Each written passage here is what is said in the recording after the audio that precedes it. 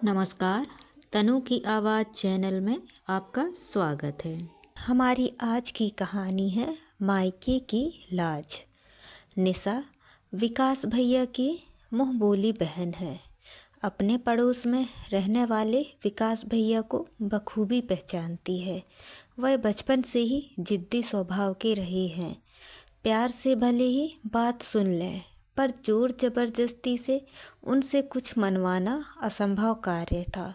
सरकारी नौकरी लगते ही उनके लिए अच्छे घरों से रिश्ते आने लगे थे। ऐसे में उन्हें अपने ही शहर की लड़की अरुणा पसंद आ गई। अरुणा के पिता कपड़ों के व्यवसायी थे। शहर में अच्छा भला नाम था उनका। 2 भाइयों की अकेली बहन अरुणा परिवार की राजदुलारी थी। जब तक माता पिता जीवित रहे खूब मानदान होता रहा और वह भी मायके के नाम पर वैसे ही इतराती रही जैसे उसकी पूछताछ मायके में कभी कम ना होगी। 6 महीने पहले जब पिताजी गुजरे तो जैसे उसकी दुनिया ही लुट गई। अपने घर परिवार का मोह त्याग कर वहीं रहने लगी। एक बार बेटा मनाकर वापस लाया भी, पर वह माँ को संभालने की बात कहकर सबसे लड़कर मायके वापस चली गई। पिता का हृदय तो एक साथ कई लोगों के स्नेह को संभाल लेता है, मगर स्त्री के लिए मुश्किल होता है। प्रेमी या पति, मायका या ससुराल, बेटी या बहू में अक्सर एक को ही चुन पाती है, क्योंकि स्त्री एक निष्ठ प्रेम को ही निभाने में यकीन रखती है। बस इसी तर्ज पर वह पिता के घर को ही अपना घर मानती रही। पति व बेटे भी इस आघात मोह को देखते हुए किसी तरह एडजस्ट कर रहे थे।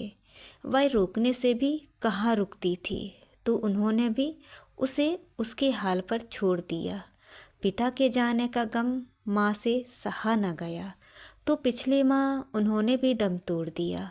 अब वह बदहवास सी वहीं रहने लगी। किसी हाल में घर आना ही नहीं चाहती थी। उसका अपने घर के प्रति प्रेम को देखते हुए विकास भैया भी ऊब चुके थे। आना जाना और वापस बुलाना ही छोड़ दिया। इसके बाद से वह अपने लोगों की आंखों में खटकने लगी। कब जाएंगी ये? जब तक माँ बाप थे समझ में आता था, उनकी देखरेख में सहूलियत होती थी, पर अब जाने किसके मुंह में यहाँ पड़ी है। पता नहीं इनके पति भी कैसे हैं, जैसे कोई मतलब ही नहीं, लेने भी नहीं आते। मेरे पति तो साथ जाते हैं और साथ ही ले आते हैं, मायके में छोड़ते ही नहीं। अरे मेरे साथ भी यही होता है। अक्सर उसके पीठ पीछे बड़ी और छोटी भाभियाँ कानाफूसी करती, फिर भी उनकी बात को दिल पर लिए बिना वह पूरी मन से काम में लगी रहती। भाइयों भतीजों और उनके पसंद की चीज़ें बनाकर खिलाना, माँ की अलमारी खोलकर उनके कपड़े ठीक करना और उनके बिस्तर पर लेटना, जैसे उसके शरीर में जान भरता था। उम्र भर का रिश्ता यूं ही कहाँ छूटता है। उसे छूटते छूटते पूरी उम्र निकल जाती है। बड़ी बहन होने के नाते दोनों भाई बहुत इज्जत करते थे। उसके खिलाफ कोई कुछ ना बोलता। शायद यही कारण था कि उसका मुंह टूटता ही नहीं था। भाभियों का क्या था, उन्हें तो 24 घंटे वाली मुफ्त की नौकरानी मिल गई थी, जबकि पैसों के आगे भी काम संभालने वाले नसीब से मिलते हैं। यहाँ तो बिल्ली के भाग से सींका टूटा था। सब भांप चुके थे कि ना तो वह ससुराल जा रही है और ना ही कोई बुलावा आ रहा है। अब वे घर के सारे काम अरुणा पर छोड़कर बाहर जाने लगी। बच्चे भी स्कूल से आकर उससे ही खाना मांगते।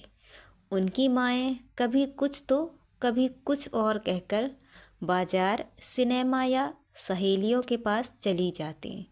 जिस रोज़ कोई और कार्यक्रम ना बनता तो दुकान पर जाकर अपनी पतियों के कान भराती।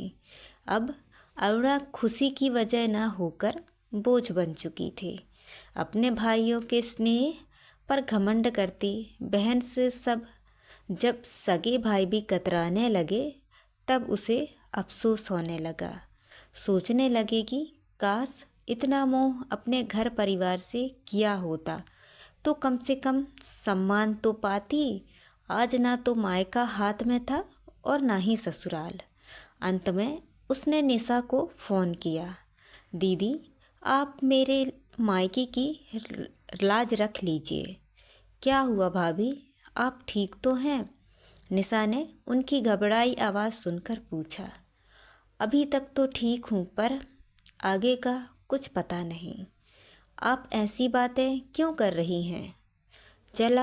जरा खुलकर बताइए कि क्या बात है, निशा ने पूछा, जबकि उसे पता था कि अरुणा भाभी विकास भैया से झगड़कर महीनों से मायके में जा बैठी हैं। मैंने तो पहले ही कहा था, भाभी की माँ बाप का घर 4 दिन की चांदनी है, असली घर तो पति गृह होता है।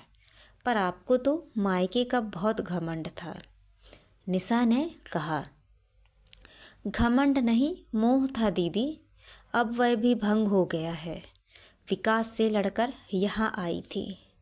अब अगर खुद से लौटी तो वह सारी उम्र जली कटी सुनाएंगे। अगर अभी यहाँ से ना निकली तो वापस कभी ना आ पाऊँगी। यहीं काम कर करके मर जाऊँगी। अच्छा भाभी, मैं कुछ करती हूँ, कहकर निशा ने फ़ोन रख दिया।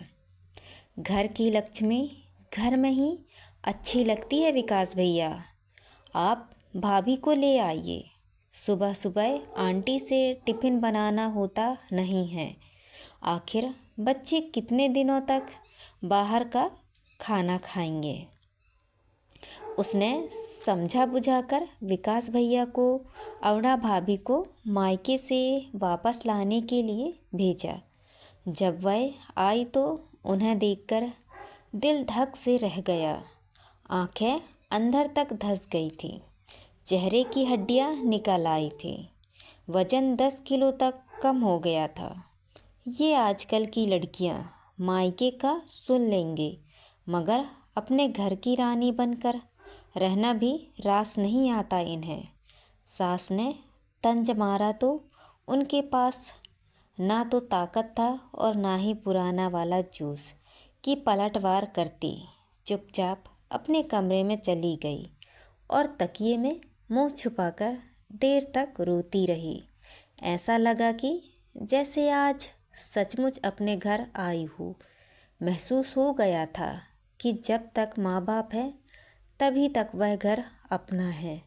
मायके की गलियाँ तभी तक खूबसूरत हैं जब तक अपने बचपन को पहचानने वाली नज़रें जिंदा हैं, वरना अपना घर ही सबसे सुंदर होता है। अगर मन बदलने की ज़्यादा चाहत हो तो सैर सपाटे के लिए पार्क, बाजार और सिनेमा घर है ना। तो दोस्तों, ये कहानी आपको कैसी लगी, लाइक और कमेंट करके ज़रूर बताएं और चैनल को सब्सक्राइब करना ना भूलें। तो मिलते हैं अगली कहानी में। बहुत बहुत धन्यवाद।